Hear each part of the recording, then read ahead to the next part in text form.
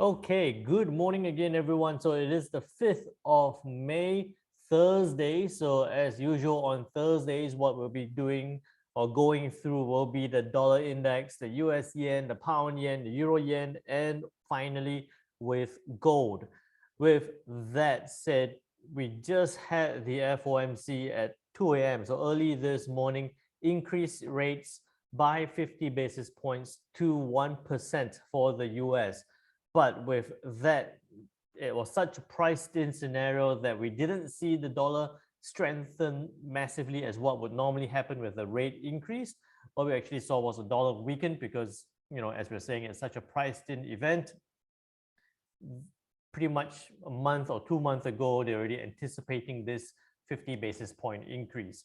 So I'll go through that with you as well and some ideas and some thoughts about what the FOMC was sharing during the press conference as well. But as usual, if you are watching us on YouTube, then make sure you check out the links and comments below. Join us in the club. You can catch this live.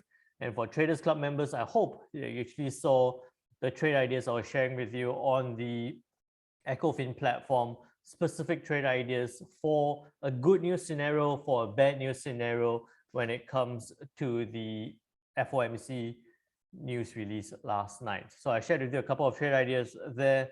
I hope you jumped into some of those trades. As usual, a quick disclaimer again, any information shared in this video is not intended to be a trade recommendation. It is solely the view and opinion of myself. So please remember to do your own analysis prior to entering any trades. Right, so straight into it, checking out Forex Factory at 2 a.m. this morning. We did have the FOMC, as I was telling you about the press conference, the Fed funds rate and a rate statement.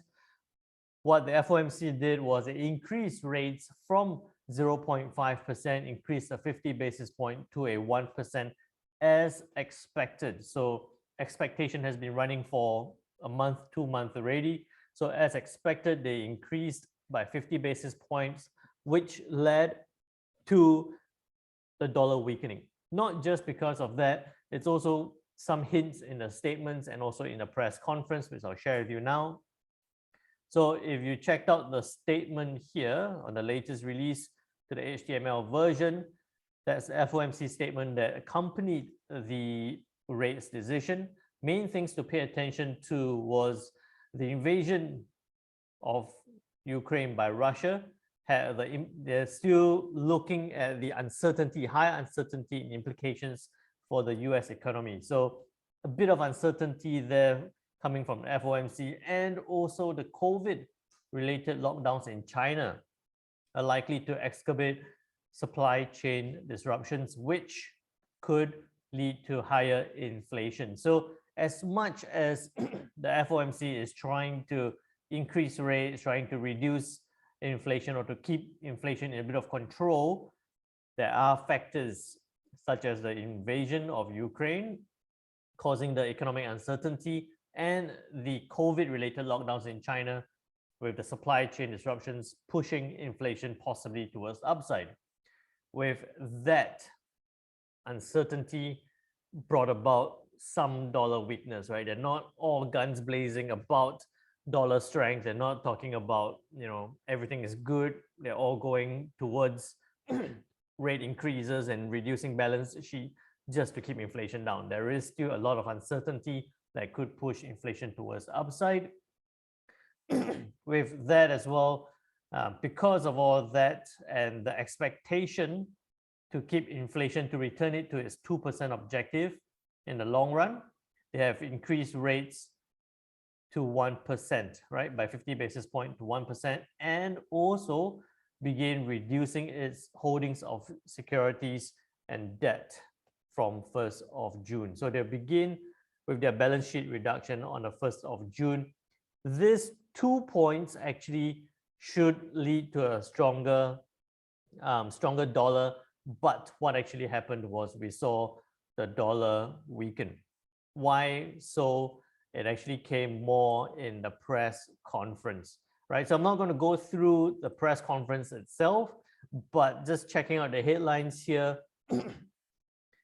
where some people have summarized, or Twitter, some people on Twitter have summarized it, the press conference, so you can see Powell effect of shrinking balance sheet is uncertain. So again, FOMC or Chair Powell coming out saying that although they are going to start reducing balance sheet on the 1st of June, the FOMC balance sheet on the 1st of June, the effect is uncertain. So again, casting a bit of uncertainty into the dollar, and then estimate neutral to be between 2 to 3%, right? But higher rates, if higher rates are required, we will not hesitate. So we are looking at further rate increases, but possibly at the next meeting, right?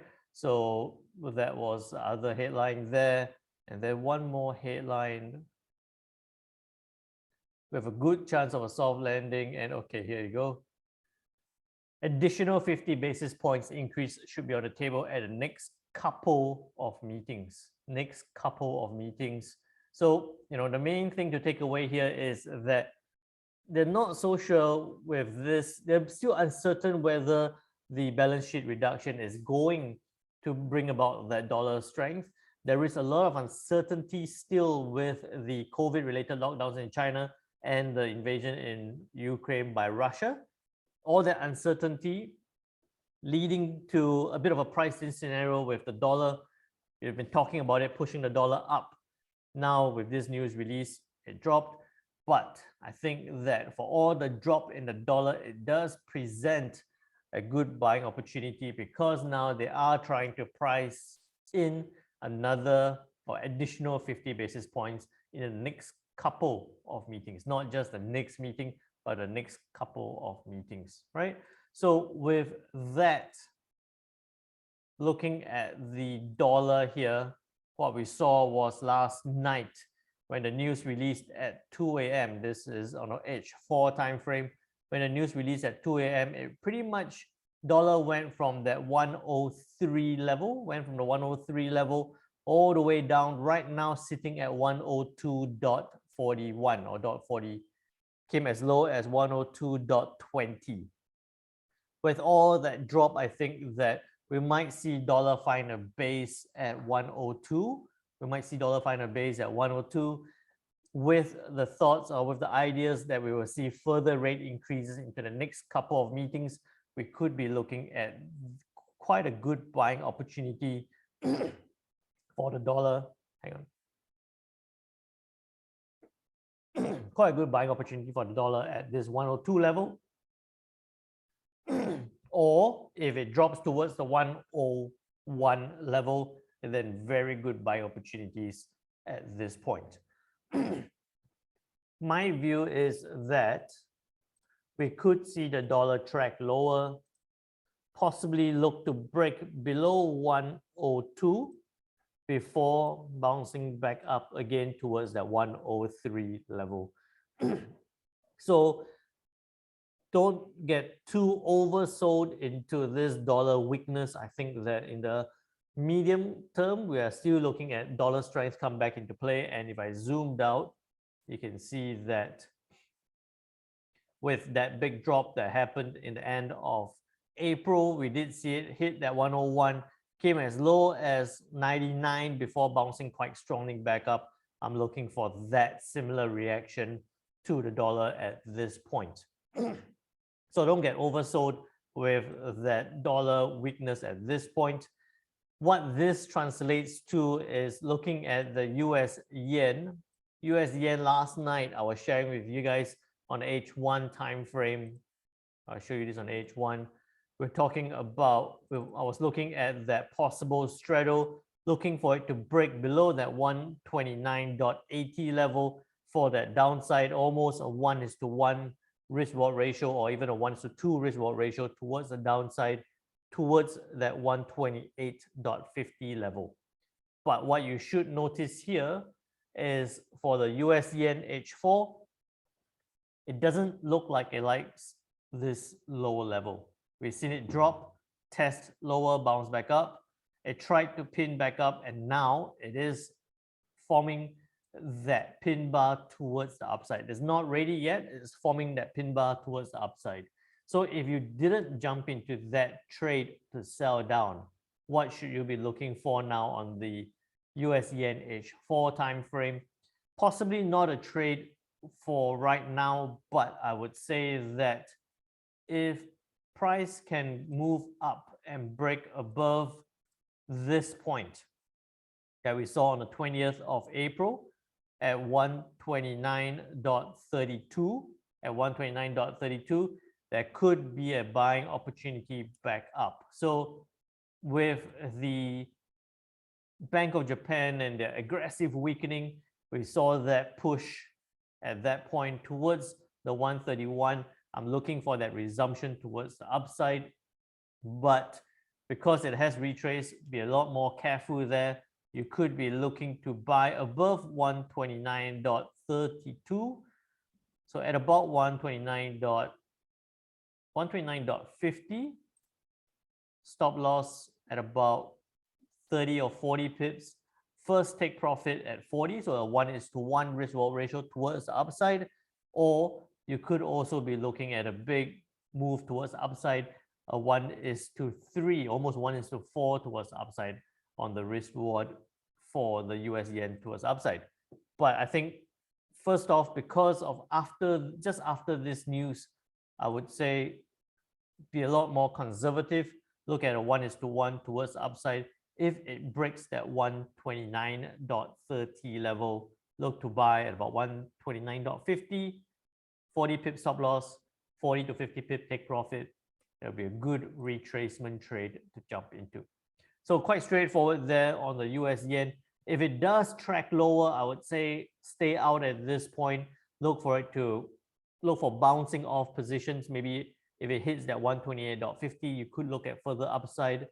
If it drops below 128.50, I would say stay out of the US yen completely. So with that said, looking at the Euro yen next, Euro yen has not moved that much despite the news. We saw at that point the big spike up, spike down, spike up, and then turn back down again. Still sitting at this 137 level. The view we had previously was at 137, we could look for that upside. I would say a similar view at this point. You could be looking for a long position above, be a bit more conservative this time, and I say above 137.30. So above 137.30, about a 50 pip stop loss and 80 pip take profit level towards that recent high point, a 1:1.6 risk reward ratio towards the upside. Why I think that this would be a more likely scenario than the US yen is because as we look at the Euro yen pushing towards the upside, if you look at the Euro dollar as well, the Euro dollar has bounced off this 1.05 level, looking to move higher towards the 1.06 and even towards the 1.07 level. So as the Euro dollar is pushing towards the upside, we could see it drag the Euro yen together with it back up. So I think this will be a more likely scenario or quicker trade compared to the US yen at this point. So last one is the pound yen. Pound yen, you can see, I like how it has resisted this 163.80 or 163.90 level. With the news, it tried to push up together with the pound dollar, tried to test that level before turning back down again.